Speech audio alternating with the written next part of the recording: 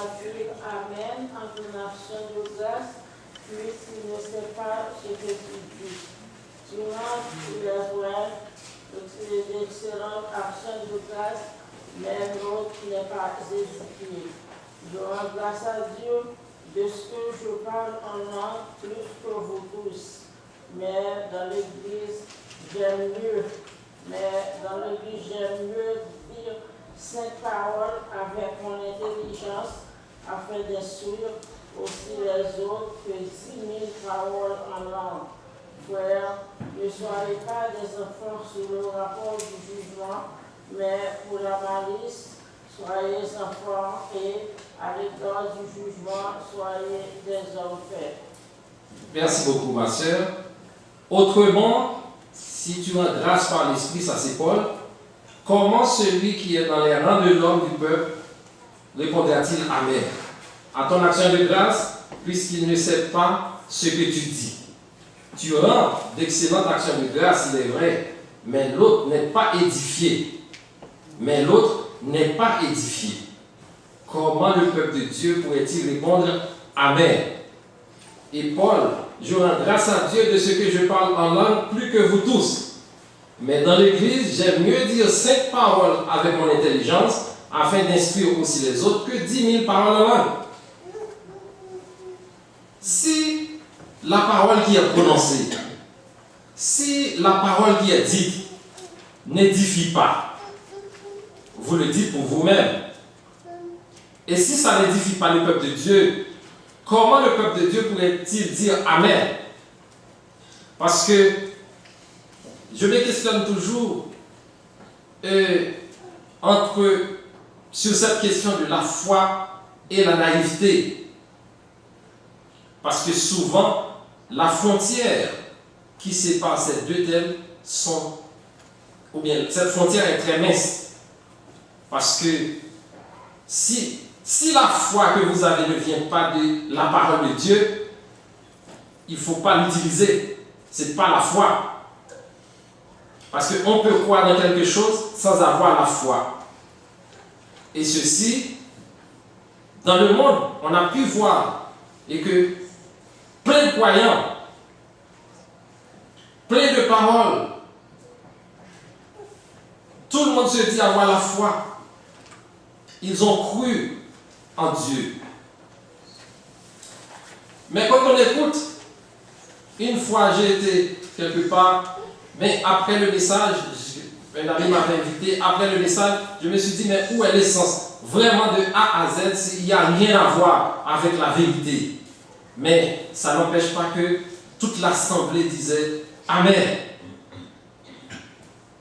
La Bible dit que la foi vient de ce qu'on entend et ce qu'on entend vient de la parole de Dieu. Il y a d'autres foi.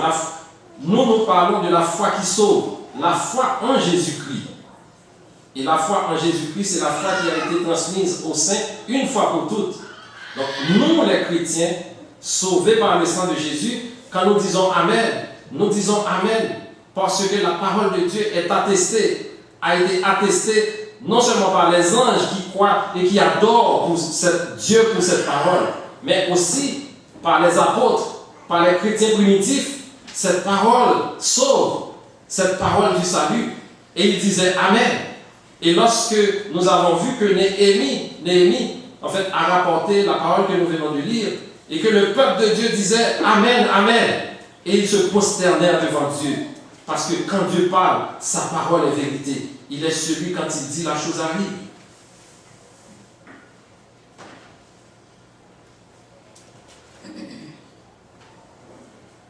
« 1 Timothée chapitre 1 verset 17.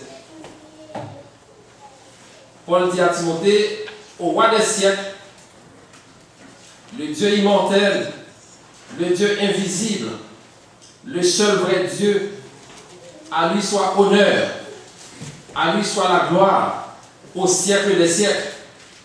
Et Paul a écrit Amen à la fin.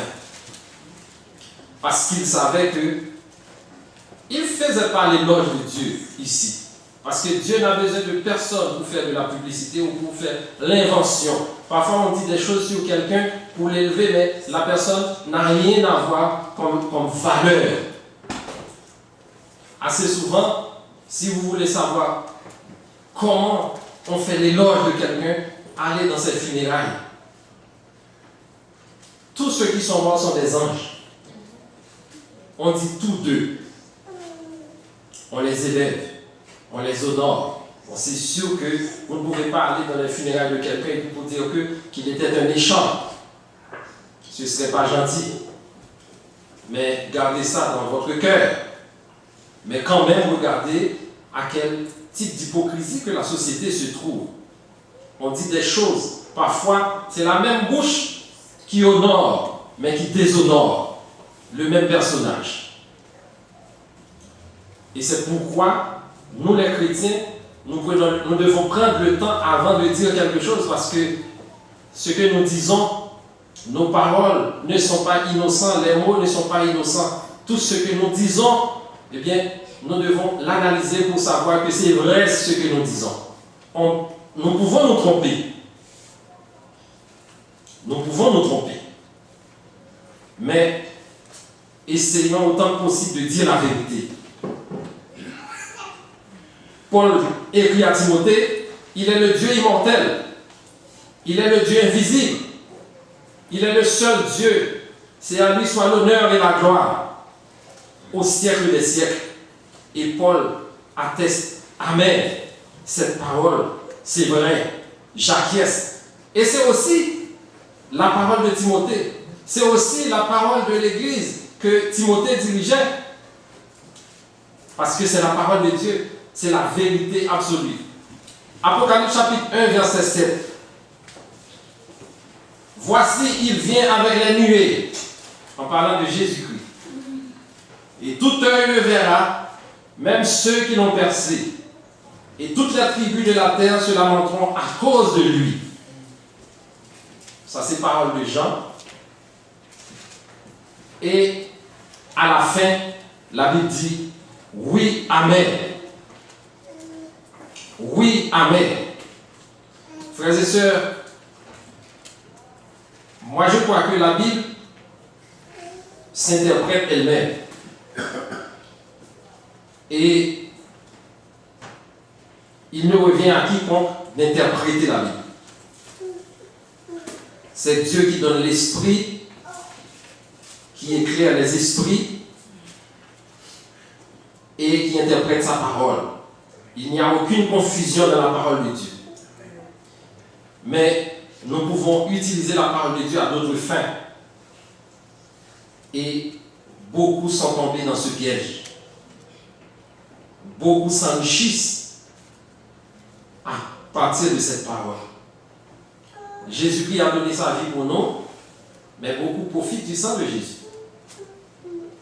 Le salut est gratuit, mais beaucoup d'hommes s'empochent de l'argent. Et certaines fois, on fait des choses vraiment à l'œil nu extraordinaires, où l'on fait des chairs en or. J'ai été quelque part aux États-Unis, j'ai vu une assemblée où vraiment la chair de l'église, frères et sœurs, croyez-le, et c'est vraiment un espace, je n'ai pas de mots pour qualifier ça. Les chaises qu'on aligne sur la chair pour recevoir, en tout cas, les prédicateurs, les frères, les pasteurs, c'est extraordinaire. Beaucoup d'argent sont investis. Et puis on dit, ici, c'est la maison de Dieu. Mes frères et sœurs, la parole qui prêche, c'est à partir de ça qu'on peut attester la parole de Dieu. Quand on rentre dans un espace, ce n'est pas la bonne disposition et qui fait nous dire que ici, c'est l'église du Seigneur. Parce que nous servons le Dieu invisible et qui reste indifférent dans beaucoup de choses que l'homme fait. Cette indifférence à savoir que Dieu peut ne pas recevoir une adoration. Dieu ne reçoit pas tout. Comme vous ne recevez pas tout. Est-ce que c'est tous les cadeaux qu'on vous donne que vous acceptez? Non. Eh bien, Dieu, notre Dieu, il est aussi exigeant. Et quand il dit, ce qu'il dit, c'est ce qu'il accepte. Si vous faites autre chose, et qui peut-être que parfois on confond aussi la foi avec le sentiment et le sens, parce que quelque chose peut vous plaire du point de vue sentimental, parce que c'est la voix qui le dit est belle. L'homme qui le dit vous plaît, ou la femme qui le dit, en fait, mérite une appréciation. Mais la parole ne sauve pas. Mais l'Église du Seigneur dit Amen à toute parole qui sauve, parce que la parole de Dieu sauve. Amen. Et c'est pourquoi quand nous lisons ce qui est écrit dans la Bible, la parole inspirée du Saint-Esprit, eh bien nous disons oui, Amen. Et c'est ce que Jean a écrit en Apocalypse 1,7. Nous venons de lire, voici, il vient avec les nuées. Tout œil le verra, même ceux qui l'ont percé. Toutes les tribus de la terre se lamenteront à cause de lui. Et j'en signe Amen, oui. Dans les évangiles, Jésus emploie le mot Amen d'une autre manière aussi. Il introduit certaines de ses paroles par le mot Amen. Et nous allons voir que en Jean chapitre 1, verset 50, Jésus, dans sa rencontre à Nathanaël, disait, parce que je t'ai dit que je t'ai vu sous le figuier, tu crois? Eh bien, Nathanaël, tu verras de plus grandes choses que celle-ci. Et Jésus dit à Nathanaël, en vérité, vous verrez désormais le ciel ouvert et les anges de Dieu monter et descendre sur les fils de l'homme. C'est comme si Jésus dirait, Amen, Amen. Vous verrez désormais le ciel ouvert. Oui, oui, vous verrez le ciel ouvert. Et Jésus a attesté la parole qui vient de sa bouche. Et c'est vrai.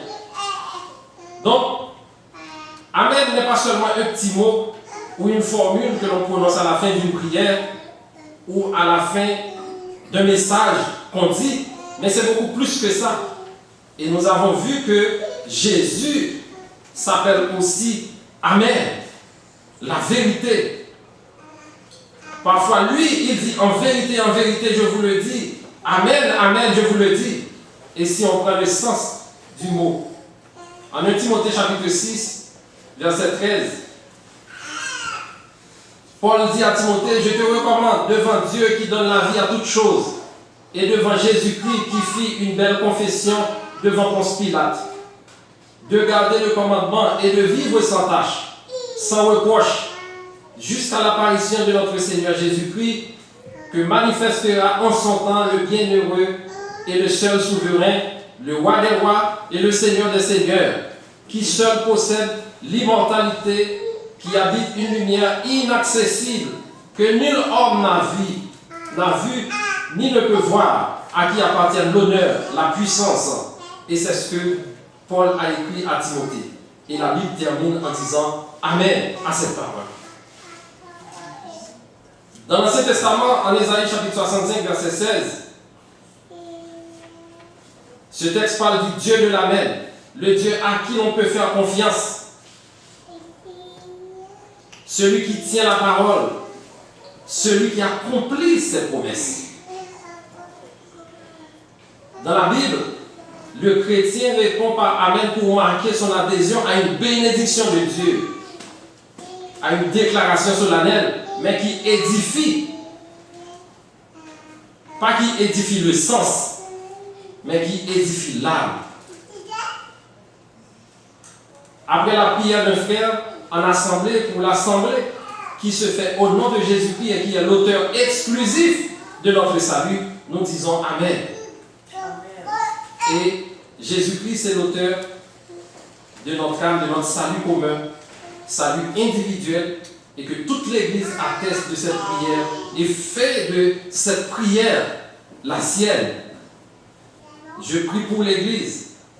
La sœur prie pour l'Église, au nom de l'Église, pour l'édification, pour intercéder auprès de Dieu. Donc, ce sont vos mots que je fais monter vers Dieu, vos requêtes. Vous attestez cette vérité, vous attestez les mots de la prière et vous dites Amen.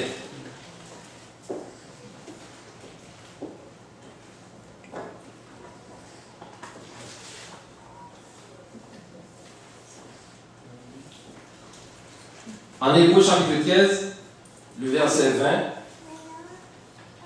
l'auteur de l'épître a écrit que le Dieu de paix, celui qui a ramené d'entre les morts le grand pasteur des brebis, par le sang d'une alliance éternelle, notre Seigneur Jésus-Christ, vous rend capable de toute bonne œuvre pour l'accomplissement de sa volonté.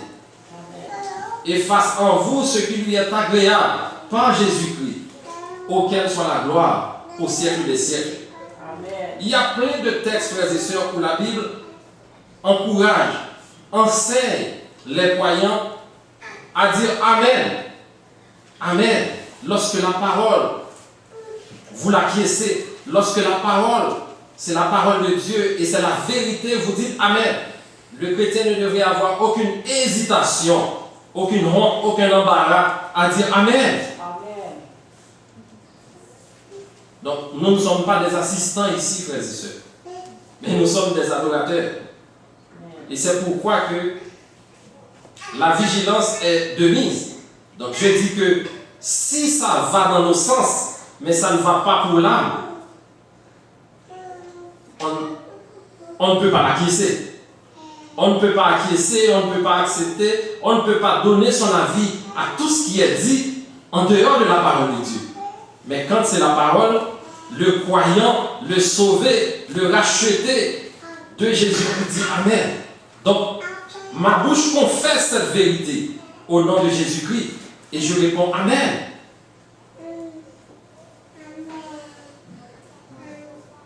En 1 Pierre chapitre 4, verset 11, Pierre dit, si quelqu'un parle, que ce soit comme annonçant les oracles de Dieu, si quelqu'un remplit un ministère à l'Église, qu'il le remplisse selon la force que Dieu communique, afin qu'en toute chose, Dieu soit glorifié par son Fils Jésus-Christ, à qui appartient toute la gloire, la puissance au siècle des siècles. Et cette parole ne demande que oui et Amen. Amen. Et c'est ce que l'Église fait. Frères et sœurs, il y a plein de textes dans la Bible qui nous encouragent, qui nous enseignent, qui nous appellent à dire Amen quand c'est la parole de Dieu, Amen. sans aucune hésitation. Amen. Et si nous attestons que c'est la vérité. Nous avons confessé notre foi à Jésus-Christ au début de notre pèlerinage, lorsque nous avons cru dans le Seigneur, lorsque nous nous faisons baptiser. Et Jésus-Christ, celui en qui nous croyons, n'est pas n'importe qui. Il est le reflet de la gloire de Dieu quand nous le voyons. Parce que nous voyons Jésus. Et rappelez-vous, lors du baptême de Jésus-Christ, le ciel, Dieu créateur, le Père, le Saint-Esprit a attesté en disant que celui-ci est mon Fils bien-aimé en qui j'ai mis toute mon affection. Eh bien, c'est pareil. C'est aussi pareil pour nous, frères et sœurs. Le jour où nous acceptons de nous faire laver dans les eaux du baptême. Donc, en Actes chapitre 2, la Bible dit que nous recevons les dons du Saint-Esprit. Et depuis lors, nous sommes scellés par un sceau, nous sommes marqués par un sceau, en fait, et que le ciel atteste que nous sommes le Fils de Dieu, la fille de Dieu. Et à partir de ce moment-là, nous devons marcher dans la vérité et accepter la parole de Dieu pour vrai. Dans toutes nos vies, dans toutes les circonstances, dans toute notre vie. Les premiers chrétiens s'accrochaient à la précieuse pensée du Seigneur qui doit revenir pour récompenser les fidèles. Les premiers chrétiens s'accrochaient à cette parole, mais nous aussi, nous nous accrochons au retour imminent.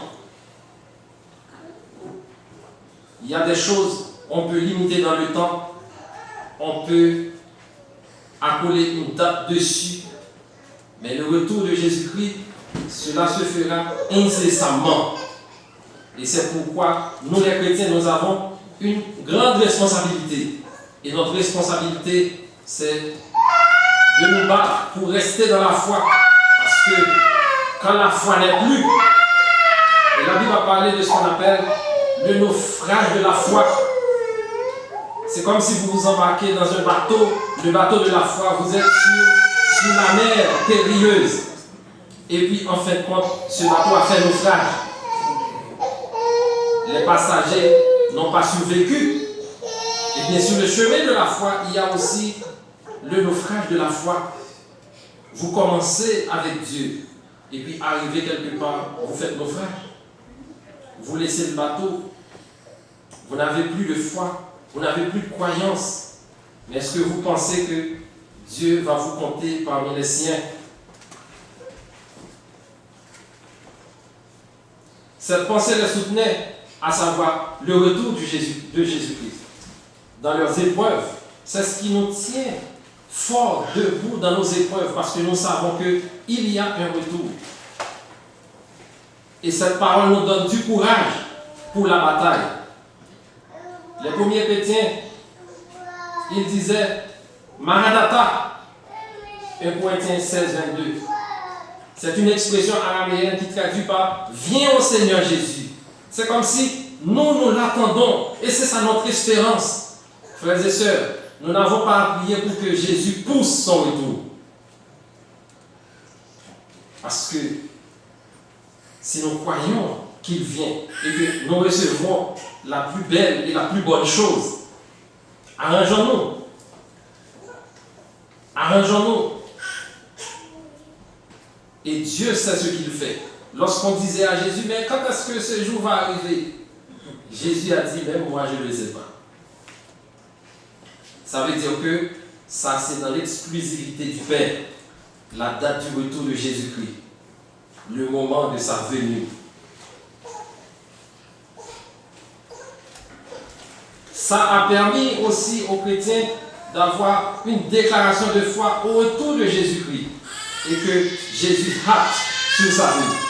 Après avoir entendu Jésus dire « Oui, je viens bientôt », apôtre Jean répond « Amen, viens Seigneur Jésus, viens Seigneur Jésus ». Et vous? Êtes-vous parmi ceux qui auraient aimé voir l'apparition de Jésus? Est-ce que vous attendez sa bienvenue, sa bienheureuse espérance et la manifestation de la gloire de notre grand Dieu et Sauveur Jésus-Christ? Si le Christ devait apparaître à l'instant, maintenant, seriez-vous rempli de joie ou bien rempli de terreur? Pouvez-vous vraiment dire comme Jean, Amen, viens Seigneur Jésus, viens. Amen. Frères et sœurs, la bataille de la foi, je dirais, c'est pour les chrétiens qui restent fidèles jusqu'à la fin, parce que ça demande beaucoup d'efforts. Pas effort pour le salut, parce que Jésus a tout payé. Le salut est donné par la grâce, mais l'ennemi peut l'arracher. Vous pouvez être un grain qui est tombé dans une bonne terre et que le voisin arrive, il jette de mauvais grains et fait pousser des herbes pour empêcher à l'arbre de grandir et de porter du fruit. Et si c'est le cas, lorsque le maître viendra, qu'est-ce qu'il fera? Il arrachera les mauvaises herbes. Il arrachera les mauvaises herbes. Et les bons arbres qui donnent de bons fruits, Jésus dira, viens ma fille, viens mon fils, reçois la gloire qui t'est réservée. Amen. Et c'est à cela, vous et moi, l'Église, croyant en ce Dieu, en Jésus-Christ, c'est ça notre espérance. Et nous disons, Amen, viens Seigneur Jésus, comme l'apôtre Jean l'avait dit. J'ai eu beaucoup de plaisir à vous présenter l'étude de ce matin. Je ne fais que attendre une intervention s'il y en a, ou une question, sinon je vais terminer.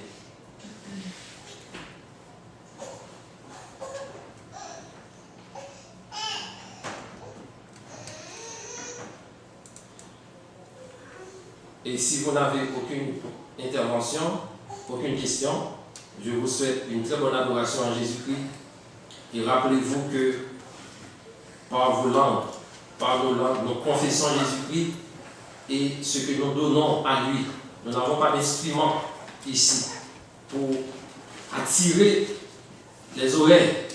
mais nous faisons monter à Dieu, vers Dieu, nos cantiques et nos prières par nos langues, par les fruits de nos lèvres.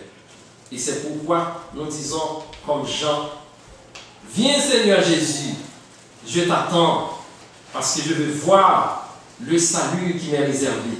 Et c'est ça mon espérance. Que Dieu vous bénisse ce matin. Amen.